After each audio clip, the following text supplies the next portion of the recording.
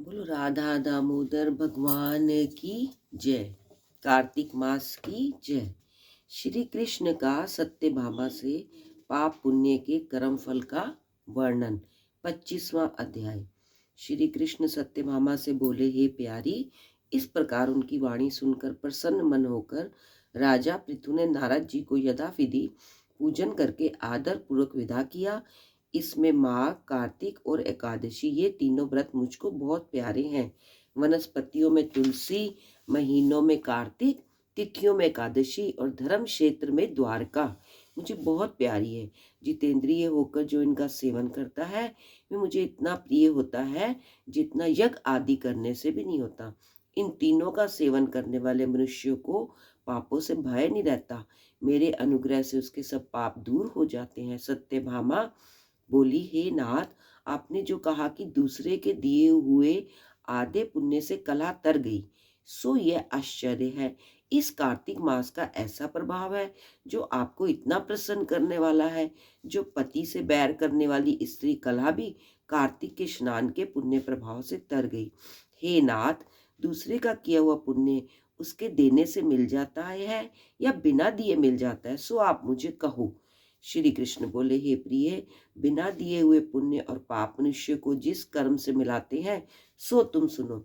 सतयुग, त्रेता, द्वापर में देश, गांव और कुल का किया हुआ पाप पुण्य मिलता है, परंतु कलयुग में तो जो जैसा करता है वैसा ही पाप पुण्य का फल भोगता है। और संसर्ग करने पर जैसे पाप पुण्य दूसरों को मिलते हैं सो सुनो।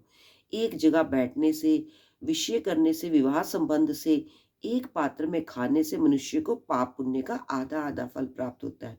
पढ़ने से, यज्ञ करने से, एक पंक्ति में बैठकर भोजन करने से मनुष्य प्रयोक्ष में पाप और पुण्य के स्थायी फल को प्राप्त करता है। सेवा करने, सुनने, देखने और दूर की बातों पर ध्यान देने से मनुष्य 100वें पाप पुण्य के भाग को पाता है। दूसरों की निंदा, चुगली और धिक्कार देने से मनुष्य उनके पापों को ग्रहण कर अपना पुण्य प्राप्त देता है। स्त्री, नौकर, शिष्य, इनको छोड़कर जो मनुष्य पाप पुण्य करता हुआ सेवा करता है, उसे पाप सेवा के अनुसार जो धन ना दिया जाए तो वह धन उसे पुण्य के रूप में प्राप्त होता है। एक पंक्ति में बैठकर भोजन करने वाले मनुष्यों की पत्तल को जो लांघता है वह उनके पुण्य के छठे अंश को प्राप्त करता है। स्नान और संध्या आदि करते समय जो मनुष्य दूसरों को छू ले अथवा बात करे तो वह अपने पुण्य कर्म के छठे अंश को दूसरे को दे देता है। धर्मार्थ, जो पुरुष दूसरों से धन मांगता है उसका कर्म फल धन देने वाले को मिलता है। पराया द्रव्य लेकर पुण्य करने वाला पापी है और जो धनी है उसी को पुण्य का फल मिलता है। जो मनुष्य दूसरे के ऋण को चुकाए बिना मर जाता है तब वह धनी अपने धन के अनुसार उनके पुण्य फल को ले लेता है। जो आदमी शिक्षा देता है, सलाह देता है और कार्य की सामग्री देता है, प्रेरणा करता है, वह भी उसके छठे अंश को प्राप्त होता है। जैसे प्रजा के पुण्य पाप के छठे अंश राजा को हरता है, उसी प्रकार शिष्य का गुरु, स्त्री का पति, पुत्र का पिता हरता है।